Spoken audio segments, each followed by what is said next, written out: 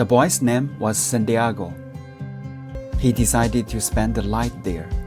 He saw to it that all the sheep entered through the ruined gate and then led some plagues across it to prevent the flock from wandering away during the night. There were no wolves in the region, but once an animal had strayed during the night, and the boy had to spend the entire next day searching for it. He swept the floor with his jacket and lay down, using the book he had just finished reading as a pillow. He told himself that he would have to start reading thicker books that lasted longer and made more comfortable pillows.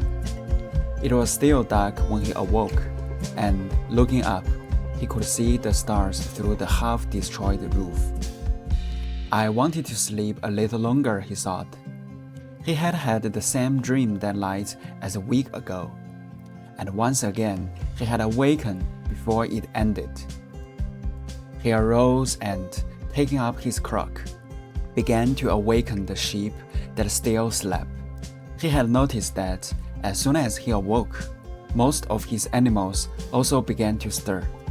It was as if some mysterious energy bound his life to that of the sheep, with whom he had spent the past 2 years, leading them through the countryside in search of food and water. They are so used to me that they know my schedule, he muttered. Thinking about that for a moment, he realized that it could be the other way around, that it was he who had become accustomed to their schedule. But there were certain of them who took a bit longer to awaken. The boy prodded them one by one with his crock, calling each by name.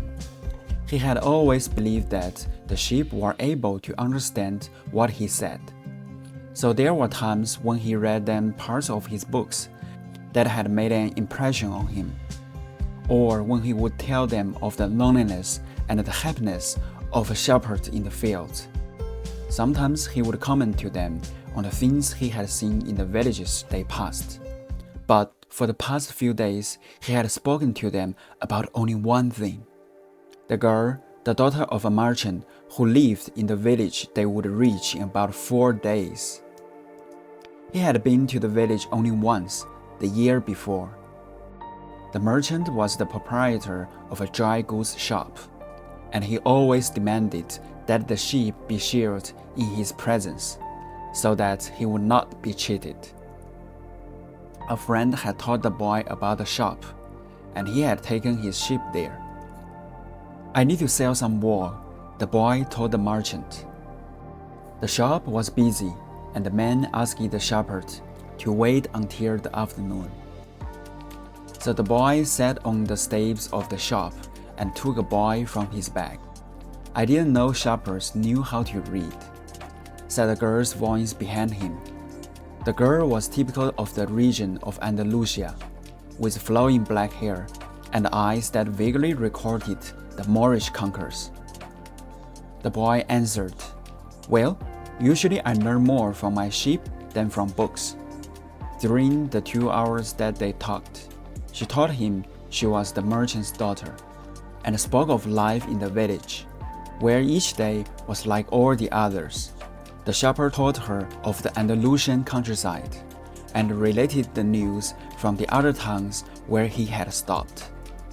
It was a pleasant change from talking to his sheep. The girl asked at one point, "How do you learn to read?"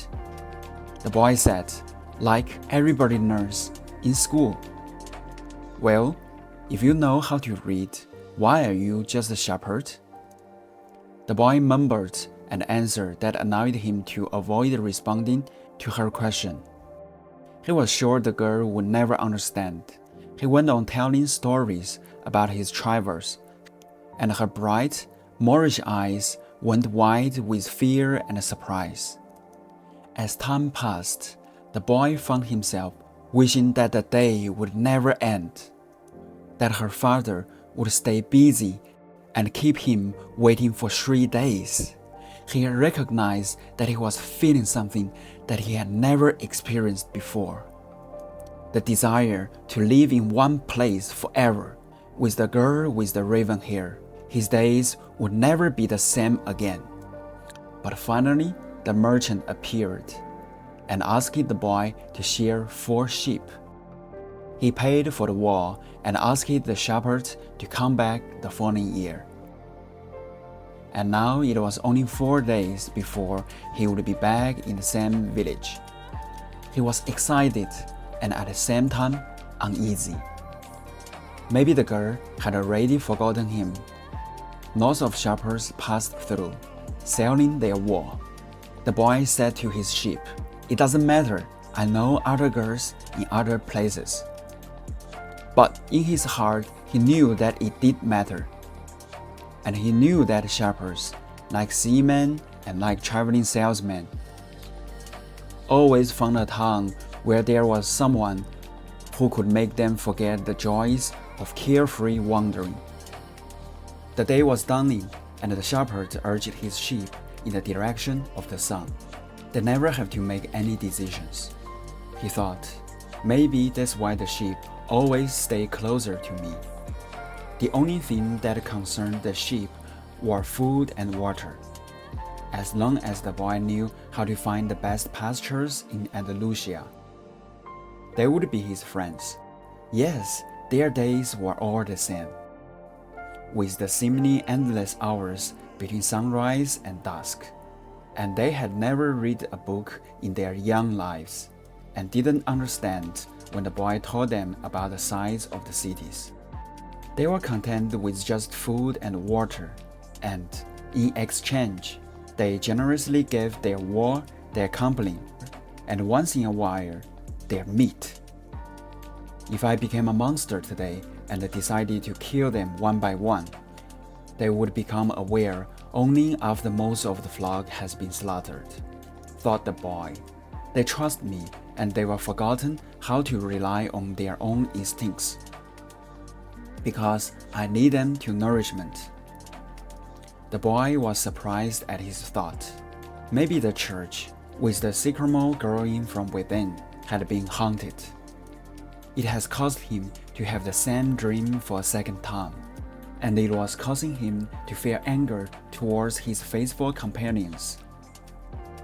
He drank a bit from the wine that remained from his dinner of the night before, and he gathered his jacket closer to his body.